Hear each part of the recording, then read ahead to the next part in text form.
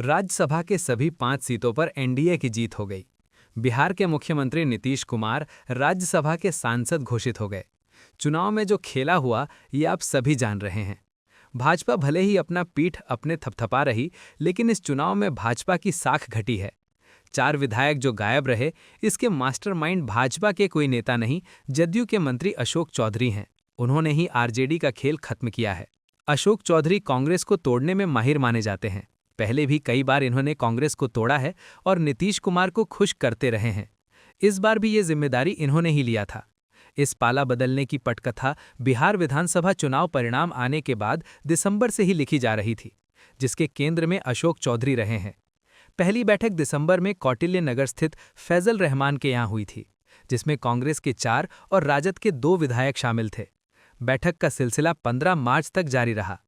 15 को कांग्रेस के 4 विधायक कांग्रेस छोड़ जदयू की सदस्यता लेने वाले थे, लेकिन ये चारों विधायक अगले विधानसभा में जदयू से टिकट की गारंटी चाहते थे। लेकिन नीतीश कुमार ने इसकी गारंटी देने से इनकार कर दिया। भाजपा पर इन विधायकों का भरोसा नहीं था। इसमें से 2 विधायक देर शाम पार्टी में लौट आए, लेकिन कांग्रेस के 3 विधायकों को रोकने में जदयू सफल रही। भाजपा का इसमें कोई योगदान नहीं है। हाँ, ढाका के विधायक फैजल रहमान एक प्यार के चक्कर में किसी युवक की असम में हत्या करवा दी थी, जो फाइल अमित शाह के पास पहुंचा हुआ है। उन्हें डराया गया कि अगर भाजपा को वोट नहीं करोगे तो जेल जाना तय है। इसी डर से वे वोट गिराने की हिम्मत नहीं की और पटना से कहीं दूर चले गए। बसपा विधायक के साथ भी यही हुआ।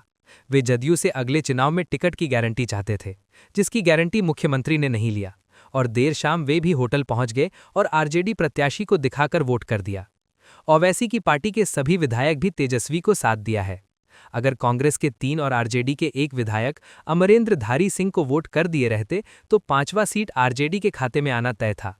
आरजेडी और कांग्रेस दोनों पार्टी के विधायकों को अपने शीर्ष नेतृत्व पर कोई भरोसा नहीं है और न तो पार्टी नेतृत्व का इन्हें डर या भय है। जीत के बाद जश्न का माहौल है, लेकिन इस जीत में भाजपा का साख गिरा है। बिहार की जनता भाजपा की चाल चरित्र से पूरी तरह वाकिफ है।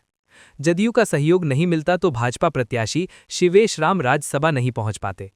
अब तेजस्वी के सामने संकट है कि अगर वे अपने विधायक पर कार्रवाई करेंगे तो नेता विरोधी दल से हाथ धोना होगा। कांग्रेस टूटने से बच गई, लेकिन विश्वासघात का शिकार तो ये तीनों विधायक हो गए हैं। जो भी हो, नीतीश कुमार के मुख्यमंत्री पद छोड़ने के बाद भाजपा मुख्यमंत्री बिहार में क्या करेंगे कहा नहीं जा सकता। सूर्यगढ़ा के राजद विधायक प्रहलाद यादव के साथ क्या हुआ, इसे पूरा बिहार देखा है। यही कहानी है राज्यसभा चुनाव की जीत और हार की। अमरेंद्र धारी सिंह को चुनाव नहीं लड़ना चाहिए। करोड़ों रुपया पानी में बह गया और तेजस्वी की नहीं चली। राजद को भी इस हार से बड़ा नुकसान हुआ है। जब तक कांग्रेस बिहार में बिहाय में जमीन पर नहीं उतरेगी, तब तक एनडीए को हराना नामुमकिन है। राजद दावा जो कर ले, लेकिन लालू प्रसाद यादव वाला राजद नहीं रहा।